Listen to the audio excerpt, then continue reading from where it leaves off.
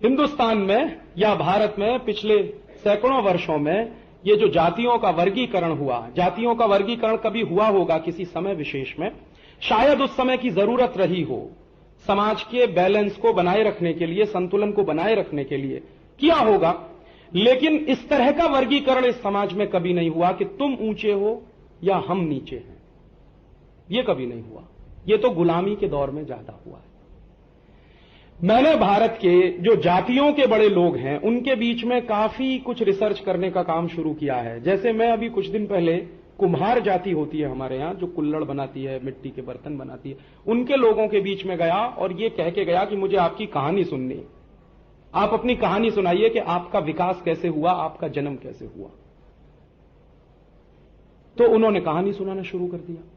कहानी होते होते वहां तक पहुंची। अब पूरी कहानी तो मैं आपको नहीं सुनाना चाहता, एक ही लाइन में उसका जिस सुना देना चाहता हूं कि वो कुम्हार जाति का जो नेता था वो सुनाते सुनाते मुझको वहां तक ले गया जब उसने कह दिया कि हम सब जो शूद्र हैं, हम सबका जन्म ब्रह्मा जी के पैर में से हुआ है। अभी वहां पहुंच गया वो। मैंने कहा भाई, अगर तुम्हारा जन्म ब्रह्मा जी के पैर में से हुआ है तो तुम नीचे कैसे हो गए? तो उसने कहा मैं तो कभी नहीं मानता कि मैं नीचा हूं। तो फिर प्रश्न आया कि दूसरे लोगों ने तुमको नीचा कैसे बना दिया? तो उसने कहा वो सवाल मुझे नहीं मालूम, लेकिन मैंने जो महसूस किया कि वो अपनी मान्यता में अपने को नीचा नहीं मानता है। वो कहता मैं तो ब्रह्मा जी के पैर से पैदा हुआ। ऐसे ही इन लोगों से मैंने एक बार कहानी सुनी, क्षत्रिय लोगों से, तो उन्होंने कह दिया हम ब्रह्मा जी के हाथों से पैदा हुए।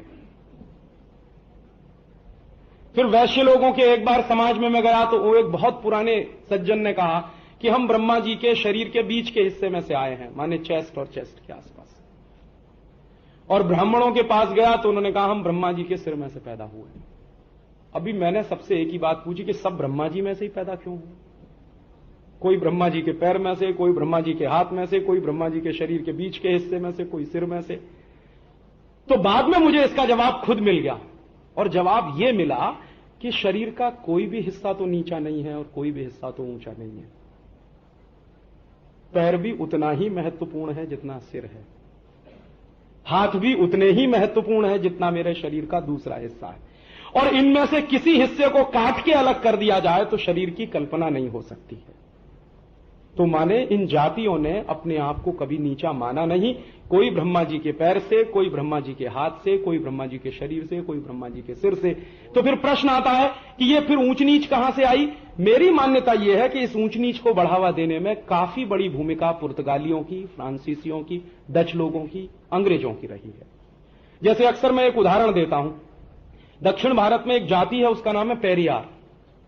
आज पेरियार शूद्र माने जाते हैं। 200 साल पहले तक पेरियार दक्षिण भारत की सबसे ऊंची जाति थी। क्यों? इसलिए कि पेरियार लोग मंदिर बनाया करते थे। जो आर्किटेक्ट आपको दक्षिण भारत के मंदिरों का दिखाई देता है वो सब पेरियार लोगों का बनाया हुआ है। और क्या गजब का आर्किटेक्ट है उन लोगों का। मैंने तो दक्षिण भारत के कुछ मंदिर तो ऐसे अद्भुत देखे कि एक मंदिर में आप खड़े हो जाइए, आप चिल्लाइए, बाजू वाला आपकी आवाज नहीं सुन पाएगा। एक कदम हटके चिल्लाइए तो 3 किलोमीटर तक आवाज जाएगी। इतना गहरा आर्किटेक्ट इस देश में रहा जिन लोगों के पास, उनका नाम है पेरियार, तो वो नीचे कैसे हो सकते हैं? फिर पेरियारों की कहानी इकट्ठा करना मैंने शुरू किया। तो कहानी इकट्ठा करते करते एक दिन पता चला कि ये जाति तो 1850 तक मंदिर बनाती थी। मंदिर बनाने के बाद मंदिर में प्राण प्रतिष्ठा करती थी। उसके बाद मंदिर सौंप दिया जाता था दूसरे लोगों को। बाहर से कभी मंदिर पर आक्रमण होगा तो फिर सुरक्षा के लिए आ जाते थे। तो ये नीचे कैसे हो गए फिर? तो इसका रहस्य मुझे मिला 1890 में अंग्रेजों ने एक सर्वे किया इस देश में जातियों के आधार पर। पहला सर्वे है इस देश का जातियों के आधार पर 1890 का। उस सर्वे में अंग्रेजों ने जानबूझकर पेरियारों को सबसे नीचे रख दिया। अब उस सर्वे को जो करवाने वाला ऑफिसर है उसके कुछ पत्र मिले हाउस ऑफ कॉमन्स की लाइब्रेरी में और इंडिया ऑफिस लाइब्रेरी में। उनको कोरिलेट करने की कोशिश जब मैंने की तो उसने चिट्ठियां लिखी हैं और वो चिट्ठी ये लिख रहा है कि दक्षिण भारत के समाज को अगर हमें खंड खंड तोड़ना है तो इस समाज का सबसे मजबूत हिस्सा है पेरियार, इसको तोड़ना पड़ेगा पहले। और ये कैसे टूटेगा? ये तब टूटेगा जब हम इनके महत्व को, इनकी प्रतिष्ठा को नीचे ले आएंगे। तो अभी तक ये मंदिर बनाने वाले लोग हैं, फिर हम इनको अछूत घोषित कराएंगे।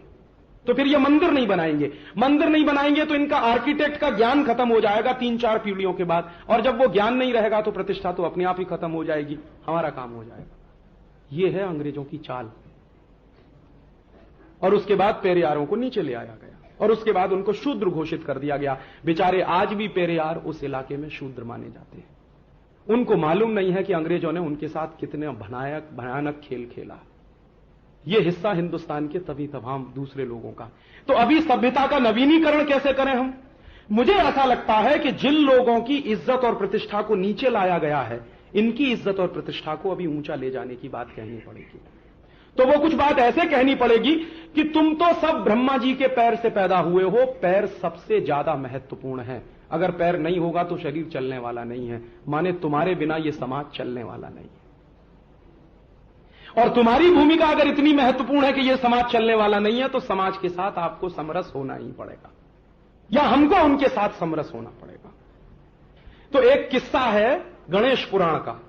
गणेश पुराण में शंकर जी उपदेश दे रहे हैं, कुछ ऋषि उनके साथ बैठे हुए सुन रहे हैं। हिंदुस्तान की माइथोलॉजी अगर समझनी हो तो ये जरूर पढ़ना चाहिए, गणेश पुराण। और ये कुछ मैंने पढ़ना शुरू किया। तो वो किस्सा क्या है?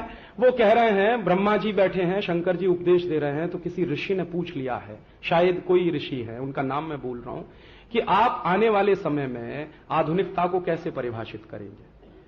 तो कोई ऋषि है, वो कह रहे हैं, शंकर जी के बोलने से पहले कह रहे हैं कि मैं आने वाले समय में आधुनिकता को परिभाषित ऐसे करूंगा और मैं ये कहूंगा कि शूद्रों की जय हो। तो मुझे जवाब मिल गया गणेश पुराण में कि भारतीय सभ्यता का अगर नवीनीकरण हमको करना है तो ये बात हमारे सामने स्पष्ट है कि शूद्रों की जय हो। गांधी जी ने इसको एक दूसरे तरीके से व्याख्यायित किया है कि हम सबको शूद्र हो जाना चाहिए। शूद्र होना कोई गलत बात नहीं है। शूद्र माने हाईली स्किल्ड सोसाइटी। कुम्हार है, लोहार है, चर्मकार है, ये सब क्या है? इंजीनियर्स ही तो हैं। कुम्हार मिट्टी बनाने, मिट्टी वाला इंजीनियर है, चर्मकार चमड़े वाला इंजीनियर है, लोहार लोहे वाला इंजीनियर है। तो ये सब इंजीनियरों की ही तो जमात है, तो हम सबको हो जाना चाहिए इंजीनियर। माने सबको हाईली स्किल्ड पर्सन हो जाना चाहिए, तो हम सब शूद्र हो जाएंगे। तो शूद्रों की जय तो होने ही लगेगी, तो सभ्यता का नवीनीकरण हो जाएगा। जो गिरी है हमारी सभ्यता, वो सभ्यता फिर ऊंची भी उठ जाएगी। कुछ इस तरह के काम करने होंगे। तो हम जब ये स्वदेशी की बात करते हैं और मैं लोगों से कहता हूं कि आप बाटा का जूता मत पहनिए, तो लोग पूछते हैं क्या पहने? आपके गांव का मोची जो बनाता है उसको पहले पहनिए। माने उस मोची की प्रतिष्ठा बढ़ाने के लिए बहुत जरूरी है कि आप उसका बनाया हुआ जूता पहने, ताकि वो आपके साथ रागात्मकता महसूस करे। अभी हम उससे अलग हो रहे हैं। कैसे अलग हो रहे हैं? दुकान में जाते हैं बाटा की, एक एक दुकान में घूमते हैं, अपना पैर लेके जाते हैं। हमारा पैर का नंबर मान लीजिए 8 है। एक जगह जूता फिट नहीं हुआ, दूसरी जगह नहीं तो तीसरी जगह अपना पैर ले लेके घूम रहे हैं और जहां जूता फिट होगा पहन के चले आ रहे हैं। इस प्रक्रिया को उलट दीजिए और उलट के ये कहिए कि मेरा जूता मेरे गांव का मोची बनाएगा। क्यों बनाएगा? इसलिए कि मेरे पैर में जो अंगूठा है वो उंगली के साथ ज्यादा चिपका हुआ है। तो वो जब मेरे पैर का नाप लेने आएगा तो उसको मेरे इस अंगूठे के उंगली के बीच में चिपके होने की बात समझ में आ जाएगी। तो जूते का जब वो डिजाइन बनाएगा तो वो ध्यान में रखकर बनाएगा कि मेरे अंगूठे को तकलीफ नहीं होनी चाहिए। ये बाटा में समझ में नहीं आने वाला, वहीं आएगा। तो इसलिए मैं आपसे कह रहा हूं कि बाटा पहनना बंद करिए। गांव का जो मोची बनाता है ऑर्डर देकर उससे बनवाइए। जब आप उससे ऑर्डर देकर जूता बनवाना शुरू करेंगे तो उसका आपके साथ कुछ रागात्मक संबंध पैदा होगा। उत्पादक अपनी चीज जब सीधे बेचता है उपभोक्ता को, तो जो समाज में जीवंत संबंध बनता है उससे ज्यादा मजबूत कोई दूसरा बॉन्ड नहीं होता किसी समाज में। मैं जब आपसे कहता हूं कि lux, life boy, Liril, Rexona मत खरीदिए, आपके गांव में अगर कुछ साबुन बन रहा है तो उसको खरीद लीजिए। और साबुन अगर नहीं बनता है तो किसान बेसन पैदा करते हैं, चना पैदा करते हैं, उसको इस्तेमाल कर लीजिए साबुन के रूप में। तो वो इसलिए कहता हूं कि किसान के साथ आपका रिश्ता जुड़ना बहुत जरूरी, जो अभी टूट चुका है। मैं जब आपसे कह रहा हूं कि कॉलगेट, क्लोजअप, सिबाका, फॉरहंस मत खरीदिए, आप नीम का दातुन खरीद लीजिए और गांव के किसी आदमी को कहिए कि वो नीम का दातुन तोड़ के आपको देना शुरू करे, तो आपका उसके साथ रागात्मक संबंध बनना बहुत जरूरी है। दातुन तो आएगा ही, पैसा भी आप देंगे, लेकिन आप और उसके बीच में जो संवाद पैदा होगा, वो संवाद एक मजबूत बॉन्ड बनेगा और समाज की शक्ति बनेगा। इसलिए स्वदेशी होना बहुत जरूरी है इस देश में, और ये उदाहरण देते चले जाइए और ये समझ में भी आता चला जाएगा।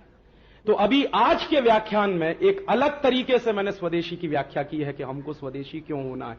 अब तक आपने सुना होगा कि अमेरिका पैसा नहीं जाए, वो तो ठीक ही है, और आज का व्याख्यान सुन के आपको मैं कहना चाहता हूं कि अमेरिका पैसा जाए ना जाए इमैटीरियल है। मेरे समाज का बॉन्ड मजबूत होना चाहिए, गांव के मोची का जूता पहनकर। मेरे समाज की शक्ति बढ़नी चाहिए, गांव के आदमी से दातुन खरीदकर। मेरे समाज की शक्ति बढ़नी चाहिए, गांव के किसान का बेसन खरीदकर, दूध खरीदकर, ये खरीदकर, वो खरीदकर। इसलिए स्वदेशी की तलाश अपने पड़ोसी से शुरू करिए। जो आपके सबसे नजदीक बनता है वो सबसे पहले स्वदेशी।